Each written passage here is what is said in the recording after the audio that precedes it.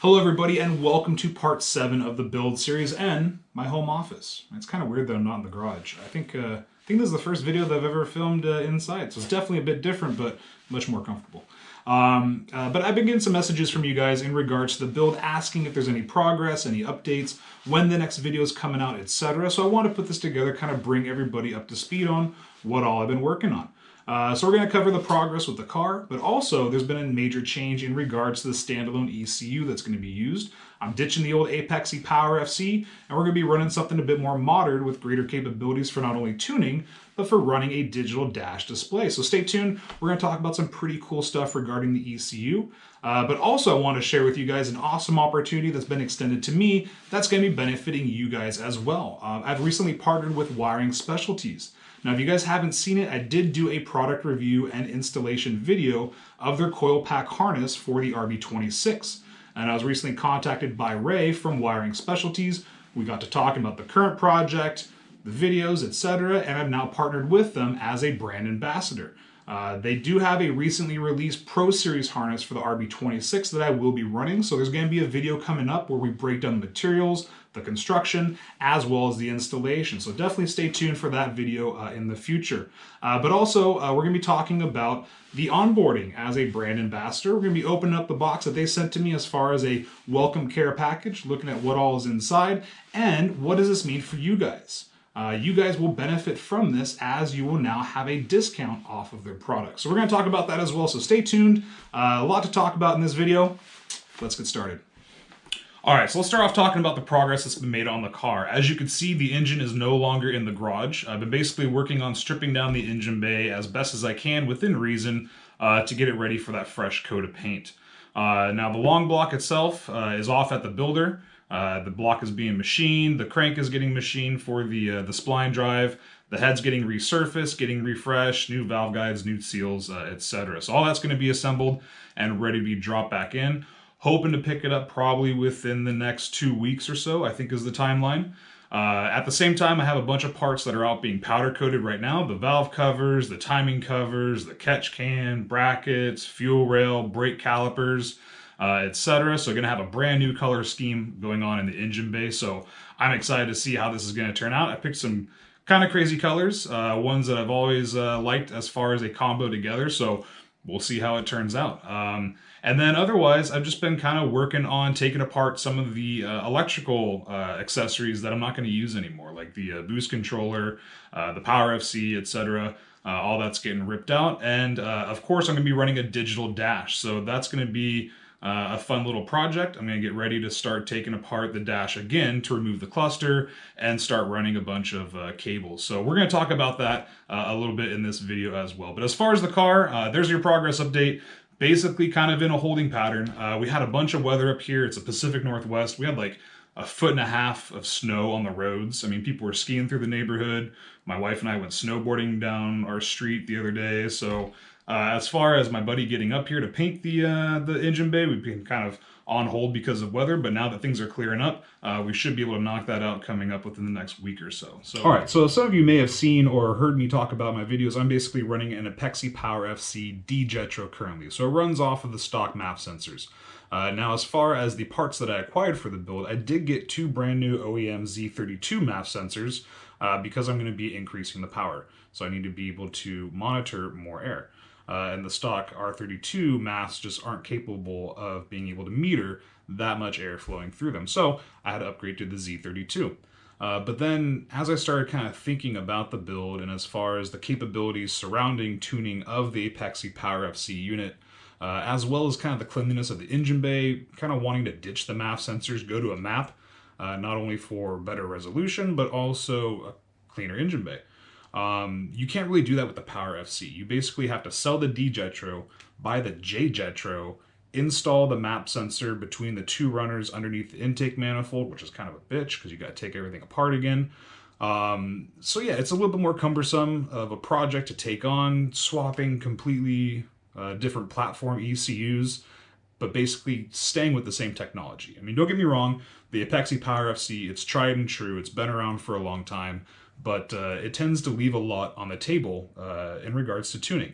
So I kind of reevaluated everything and decided to ditch the Apexy unit and go with the Link G4. So this is the plug-in Link G4. Here's the part number. It's the NGTR Plus. Comes with the ECU board, your USB cable for tuning, the instruction manual, etc. So we're going to open up the box here in a second and take a look at what all comes inside. All right, so let's open this guy up. So again, here's the part number just a little bit closer. It's the NGTR and then the plus sign. Here you can see the content. So we have our G4 Plus ECU. We have our tuning cable. They give us an anti-static strap so that we do not fry anything due to an ESD event. They give us a quick start guide. We got 2 small stickers and 2 large stickers. So let's go ahead and open this up here. Now, when you get this ECU, it's not like some of the other Link ECUs where it's already self-contained in a case. You basically get the raw board and you have to integrate it into your stock R32 ECU case. Now, unfortunately for me, when I got my Apexi, I sold my stock ECU. So this is actually a ECU case from a KA. We just kind of had to modify it a little bit so it fit the board for the RB. So here you can see on the edge where my buddy had to grind out a little bit of the corners so that it fit the case. So again, this is a case for a KA, but has the RB Link ECU board inside. So we're going to open this up so you can see the board itself. Here in the back, you can see the tuning cable coming out and then the vacuum line for the onboard 4-bar map sensor. Also in the case, they give you that quick start guide. Definitely make sure you read through this. There's a lot of really good information as far as what you have to do to the board itself to set it up for either an R34 or the other models. So make sure you are paying attention to how you are setting the board up, otherwise it's not going to work properly. They give you a pinout of the expansion slot, so we're going to take a look at that on the board itself. You could plug in other digital sensors, analog sensors, temperature sensors. I mean, again, just the capabilities of this ECU is just far beyond the Apexi unit. So again, some really good information as far as getting started using that G4 Plus ECU. Here's the USB tuning cable. So this is the part that plugs into the cable coming out of the back of the ECU, and then this part obviously will go into your laptop.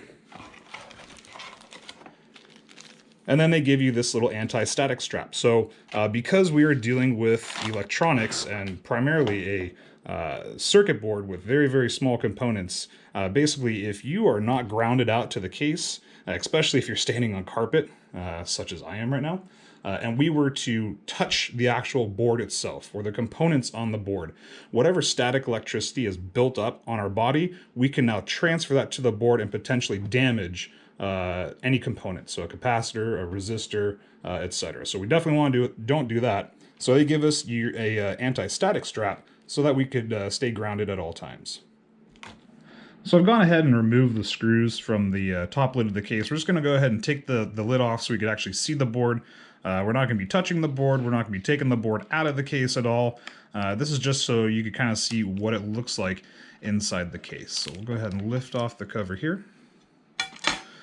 So here's the board. Now, there are some things that we do have to make sure that we set up properly in order to make this run for the correct model GTR. So if we look over here, we can see a series of switches. Now, inside of the start guide, it tells you what position these switches have to be in, whether we're running this ECU on an R32 or 33 or on an R34 GTR. So pay attention to how that's set up. Also, this little jumper right here, you can see how the jumper is in place. So we do want to make sure that that is there for the R32 and R33.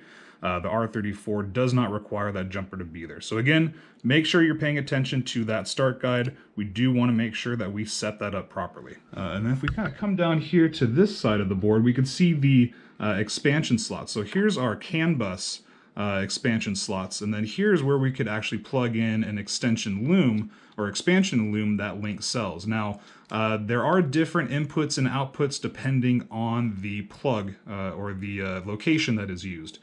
So again, inside the start guide, it shows you the pinout of each one. We could actually see it labeled on the board as well. So some have digital, some have analog, some have temperature. Again, it all depends on what it is that you're trying to integrate and monitor through the ECU. And then like we saw, here's the tuning cable coming out of the back side of the case. Here you can see it plugged into the board there. And then here is our vacuum line for the onboard 4-bar map sensor.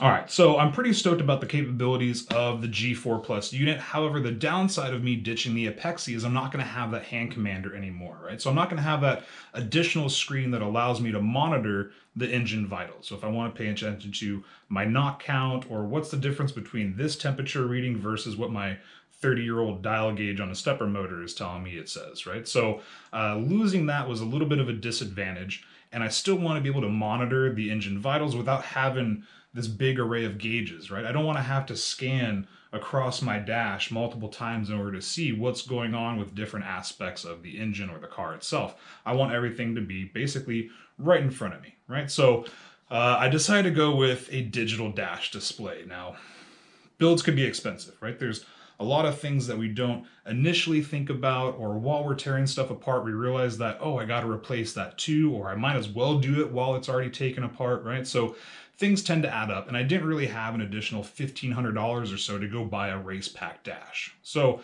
I jumped online, and what I found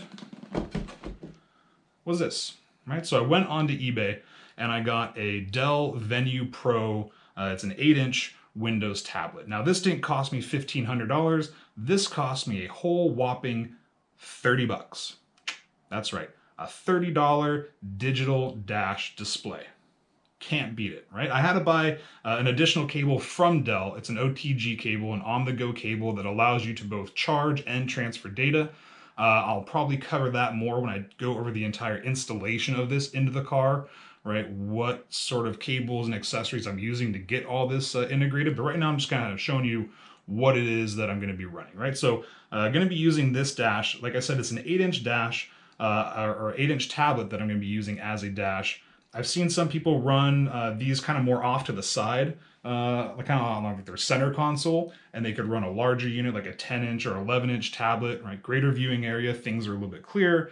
But like I said, I want everything to be right in front of me. So I measured my gauge cluster, measured the opening and everything, and figured out I could fit an 8-inch tablet perfectly, and it will fit right inside of the opening where my stock cluster was, and now I can have everything right in front of me. Right, so I've been playing around with the software. The software that you use is a software called PC Link. Now, the software used to actually come in the box with your Link ECU, but because there's so many new revisions and patches and whatnot, they basically direct you go online and download it directly from the website. So we're going to pop online. I'm going to show you what that looks like also, and kind of how to play around with the software a little bit. I'm not going to get too deep into it, but I'll show you how to set up some of your own layouts. Okay, so I'm going to take a look, or we're going to take a look at what layout I've been playing with.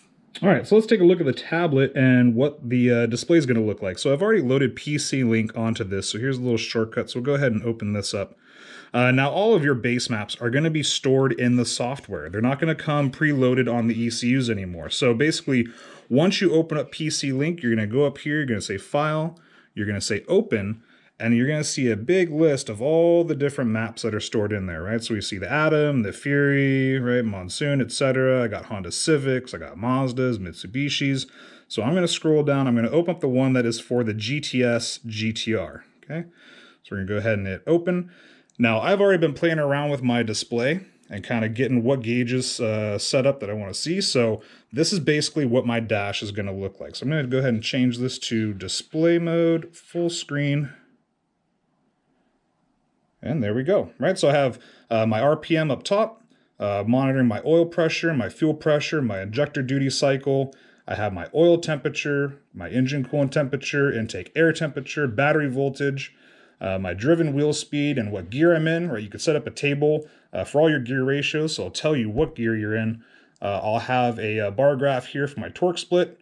Here's my AFR, my how much boost I'm running, and then I'll have a fuel level over here. So again, I am deleting my cluster, so I want to be able to maintain a good heads-up display where I can monitor everything just right in front of me. So we're going to jump on the software. I'm going to show you how to set up a layout similar to this, or however it is that you want to go ahead and organize your display.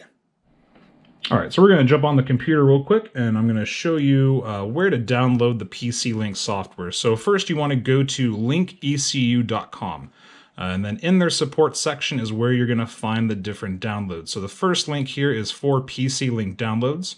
And here is going to show you all the different revisions. We want to make sure that we are selecting the most current revision.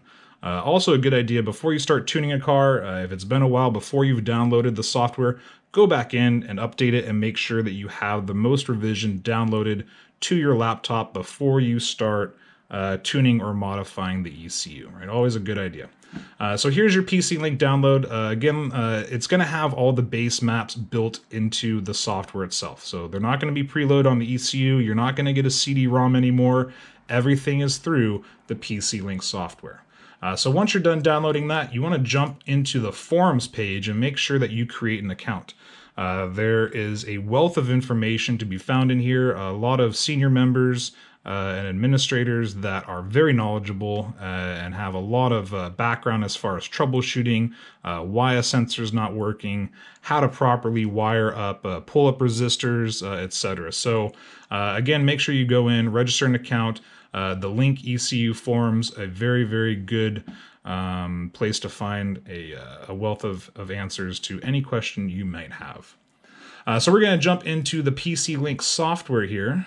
So I'll open up this, and again, we're going to go to File, we're going to say Open, and I'm going to open up the Nissan R32, or sorry, it's the GTS GTR map. So once we go ahead and open that up, again, I have been playing with my layout so we could see my layout pop up. But if I want to go back into the actual settings, right here's all the different parameters I could choose from. My fuel, my ignition, engine protection, you have your auxiliary outputs, analog outputs, digital inputs, analog inputs, you have your triggers, your motorsport settings, electronic throttle, your knock control, VVT control, you have your chassis and body systems, torque management, ECU logging, ECU status, dyno real-time, direct injection, and then your CAN bus. So here's all the different parameters that you can control. Again, we're not really going to dive into all the different parameters. I'm just kind of giving you an overview of the software and more so how to set up a layout if you want to go this same way with a digital dash. So I'm going to go ahead and start a new page so that way it is blank. All right, so here's basically what you're going to start off with. It's just a blank canvas. Now, it is highly recommended that you set your screen resolution to the native resolution of the tablet, so that way you have everything positioned properly. So we're going to jump into the display settings here. Now, the native resolution on the tablet is a 1280 by 1024, or sorry, 1280 by 800. So I'm going to go ahead and open that up. We're going to say Keep Changes. We're going to go back into our PC Link software, and now the viewing area of the software will be the same resolution as the tablet itself. All right, so I just kind of repositioned the camera a little bit just so you get a better straight shot. But just again, you really want to make sure that you set the resolution on your desktop or whatever computer it is that you're using to design the layout. You want that to be the same native resolution as your tablet. Now, you could get away with setting up the layout on the tablet. It's just more of a pain in the butt to use your finger or a stylus to move stuff around and change values. So it really is a lot more efficient. Design it on a desktop and then either email it to yourself or use a USB stick, whatever, and then transfer that file to the Link ECU folder, the correct folder within the software on your tablet. Okay, so we're going to start kind of playing around with the layout here. Now, there really is no rhyme or reason. I'm not really creating another display. I'm just kind of showing you what it is that you guys could play around with, and you guys kind of make it how it is that you want it, right? So within this free space that we see, all you have to do is right-click, and you're going to see this little window that comes up and it says New View, right? So if we hover over New View, now we have another list, and these are all the different parameters that we could display on our layout. So we have a runtime value list, a digital gauge, a dial gauge, bar gauge, curve gauge, target gauge. We have a help browser, a navigator, a time plot, an XY plot, a histogram. We can look at statistics, a parameter list, a logged value list, or a vehicle plan, right? So again, these are all the different parameters that we can make a display out of. So for instance, say you want to do an RPM gauge, right? So kind of start off with that. So we're going to use a curve gauge for that. You could use a dial gauge, right? You could use a bar gauge. It really is up to your liking. Like I said, I'm just kind of showing you what it is that you could play with, right? So if I click on curve gauge, we're going to get a window that pops up. Over here is a list of all the different runtime values. Now they're all in different folders, right? So for our fuel, our ignition, etc. If you don't want to go through each individual folder trying to find the parameter that you're looking for, there's a little search box up here. Okay, so for RPM, it's not RPM, it's actually engine speed. Right? So if we search engine speed, here we can see engine speed pop up. So if we highlight engine speed and then select this little blue arrow, it's going to move it down into this list. Now this list says this parameter will always be visible. Okay, so now I'm going to have a gauge displaying my engine speed. And depending on what gauge you select, you have another tab up here for your gauge setup. Right? So if we click on gauge setup, we could actually caption this. So what do I want this to be? I want this to be an RPM gauge. And then down here under the visual setting, if I click on manual, it's going to allow us to change the different parameters of that gauge, right? So what's our minimum? What's our maximum, right? So say I have a 9,000 RPM rev limit. We could change the divisions between those integers. So what numbers do we see? We're not going to mess with that. If we leave it alone, it comes out as a nice round number. We could see the where our RPM gauge will change to a yellow line. Where is it going to change to a red line, right? So say, if I have a 9,000 RPM rev limit, say 7,000 RPM, that gauge is going to start turning yellow. And then my red line will start at, say, 7,800, right? So, and then down here we have a multiplier. So do I want to see my readout say 1,000 RPM? Do I want it to say 10 RPM, 100 RPM, right? So we're going to go ahead and select times 1,000, right? So that'll keep it nice and clean. It'll just be a simple integer, 1, 2, 3, 4, 5, 6, 7, 8, 9.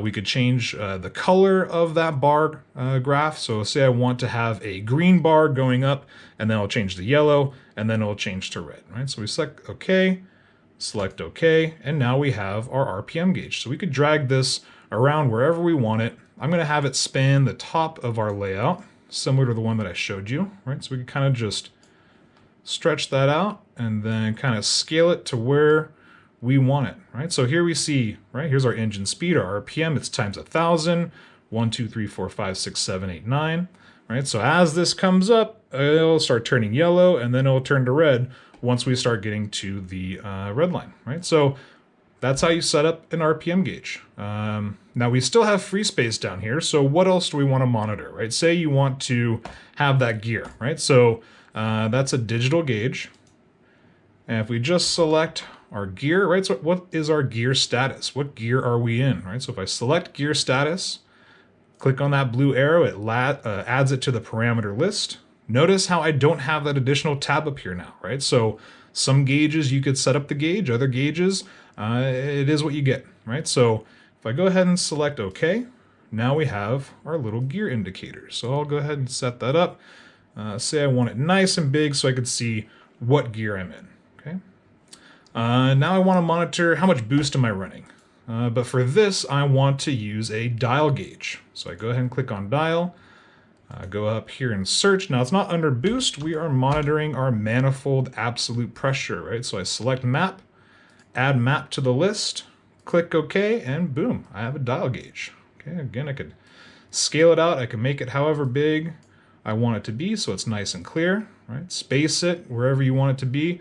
You don't have to have it all clustered in together. You could have it spread out, so that way it's easier to see.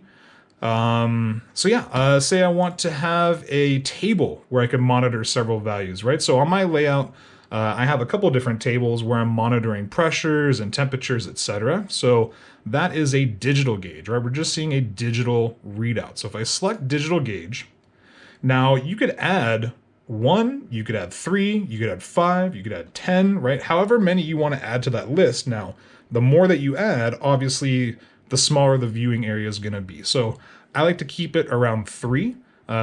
Just kind of playing around, it keeps the numbers nice and visible, easily readable, right? So say we want to monitor our oil pressure. So I'll select oil pressure and add that. I also want my oil temperature, right? Because they are related, both monitoring my oil. And then say I also wanted to monitor my intake air temperature sensor. Right? So here I click on my IAT and I add that to the table as well. So this digital table is going to show us our oil pressure, our oil temperature, and the intake air temperature sensor. Okay, now say I wanted to change the position of these. Say I wanted temperature on top. Well, I just highlight temperature, click that blue arrow, and it moves it up on the list. I say, nah, I changed my mind. Move that back down, right? So I want pressure, temperature, temperature. Okay, so we'll go ahead and click OK, and now we have that table. So again, we kind of move that around, scale it to however big we want it to be, and there you go. Okay, so it's a lot of fun. I mean, you can kind of play around. You could have different pages, right? So it's not just one layout all the time. You could have one for, like, say, road racing, one for just street driving, one for your dyno, etc. So yeah, have some fun with it, play around. It's some really, really cool software. And as far as having a $30 digital display, I mean, you really can't beat that. So again, here's how you create your own layout within the PC Link software. And then just real quick, here's another look at what my layout looks like that has been transferred to the tablet, right? So you can see I have several tables, right? This one has 3 variables, this one has 4.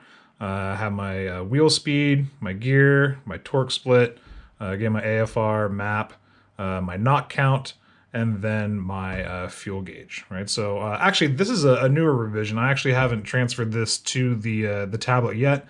Again, I keep playing with it, keep kind of dialing it in, for lack of a better phrase. But yeah, it's some really cool stuff. All right, guys, so to wrap up this video, I kind of want to talk about an awesome opportunity that's been extended to me by Wiring Specialties. So I have partnered with them as a brand ambassador. I did do the product review and installation video for their coil pack harness on the RB26, and they do have a recently released Pro harness for the RB26 as well that I'm going to be running. Not only am I not going to take the chance of running a 30-year-old harness that potentially has insulation that's broken down, maybe conductors that have become nicked or cracked or just corroded over time, and because the ECU is running off of what resistance values it's seeing from all these sensors. Well, if you have a conductor that has now been corroded over time, those resistance levels are going to increase, right? So now the value that the ECU is seeing really isn't correct because you're getting added resistance throughout the harness, right? So we're going to be running the Pro harness, new construction, new connectors, new wiring, proper braided oversleeving protection. It's really going to be awesome, right? And especially after repainting the bay, rebuilding the engine, doing a bunch of powder coating on parts, running all new titanium piping, why would I want to run a dirty and cracked 30-year-old harness, right? That's really not going to be the icing on the cake. So we're going to do it proper the first time, right? So like I said, I'm really excited to be working with Wiring Specialties. It's going to be an awesome opportunity for both of us. So I kind of wanted to go over what is in the box as far as their onboarding package that they sent me, right? So let's take a look. So start off, we have a welcome letter, right? So it basically says, welcome to the club. Our team wants to congratulate you on making the cut. Yay! And being one of our brand representatives for the 2019 season, right? They talk about the stickers, social media expectations as far as tagging and posts, etc. And they say, we look forward to a great year of working together. Well, me too. So let's dig in here a little bit. We've got a Wiring Specialties goodie bag backpack. Take this off. All right, so let's see what's in the bag. So we got a windshield banner. Now, as you may know, I already am running the Status Air banner as well as our team banner. So I'm going to be getting another one of these, and I'm going to run these along the sides of the car, down at the bottom, more towards the side skirt. So I'll run one on either side as well. Also, we got, it looks like some more stickers here. So we got more of the little wiring gremlin stickers. We got the Wiring Specialties stickers, right? So we'll get these on the car, get some photos over to Wiring Specialties for marketing. I got a t-shirt. So our Wiring Specialties t-shirt with the little gremlin, right? We don't want wiring gremlins. We want a properly constructed cable.